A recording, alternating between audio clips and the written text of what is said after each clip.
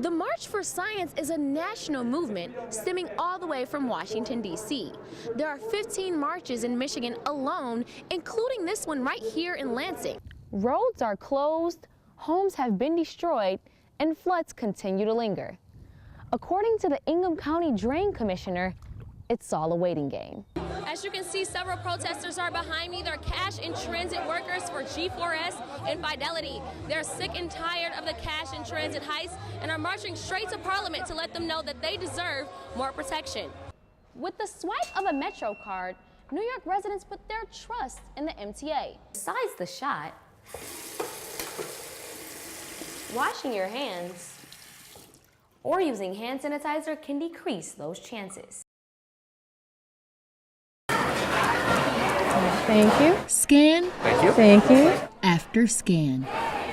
It's a long work day. When Keelan Broussard isn't studying neuroscience, she's doing a less scientific job, scanning cards at the Brody Calf. It pays, $10.50.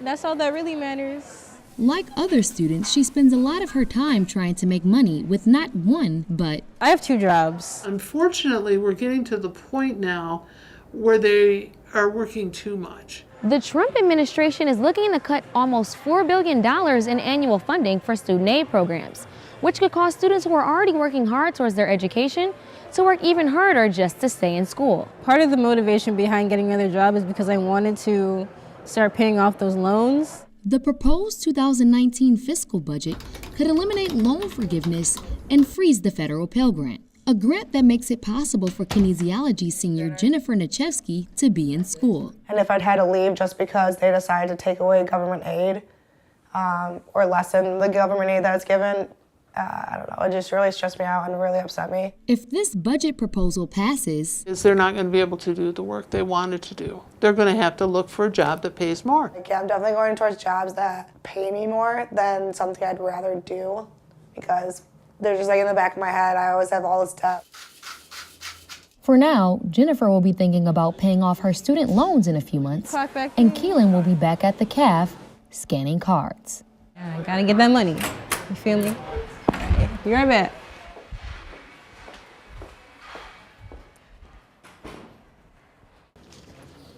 I'm not a fan of exams. Students, finals, and graduation add up to stress. And on top of that, interdisciplinary studies major Brittany Slater just found out I have like 10 people and I only got 3 tickets. not all of her family will be able to see her graduate because of a ticket shortage. It's been a long time coming, working on her degree for 8 years. I've done all of this by myself, so I feel like the least they could do is be here to watch me cross the stage. But if no one else watches her cross the stage, she knows one person will. Good morning, Loki. Her 2-year-old son, Logan. And let mommy help you, okay? Let's brush your teeth. Brush, brush, brush. In 2016, her life changed forever. You can brush. Brush. School for him starts long before school for her. He goes to Sunshine Early Childhood Center. Well, have a good one. I gotta go to work, so I'll be back to get him later. Okay, thanks. Thanks, you too. Then for Brittany, Time to go to work. I cannot get any more late. So I'm about to call.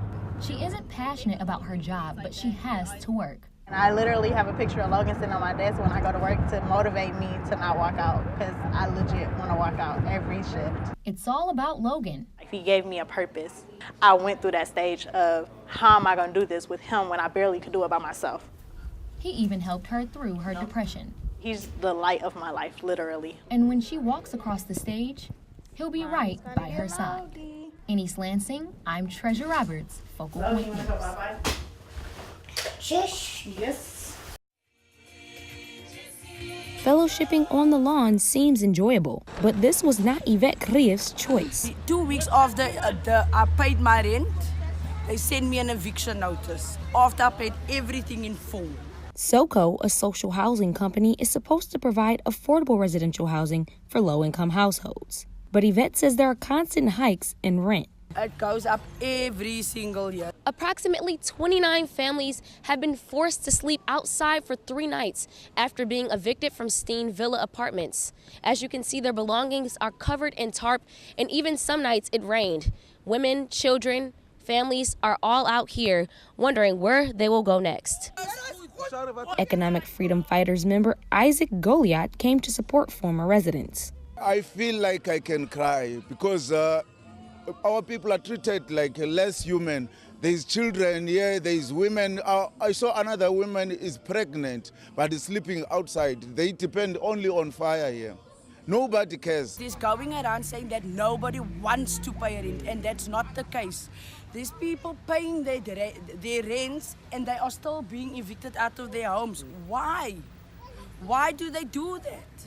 And these people have no remorse for whatever they did. They just don't feel nothing. Members of the Steen Villa community took the issue to court and are still waiting for a ruling. For Our City News, I'm Treasure Roberts, Cape Town.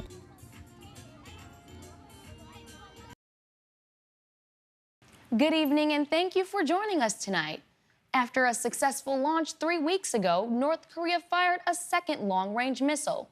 Experts say if shot toward the U.S., the missile could possibly reach the West Coast and even Denver and Chicago. Flooding also affected many campus buildings, and with that damage repaired, Focal Point's Gabriella Galloway tells how these buildings are now free to upgrade. Here, the dining room will open soon once the staff is trained and the owner is ready. Now, on a more serious note, dementia is one of the biggest challenges today affecting families around the world, and the diagnosis of the disease is only increasing. One family is in distress after dementia took over their lives.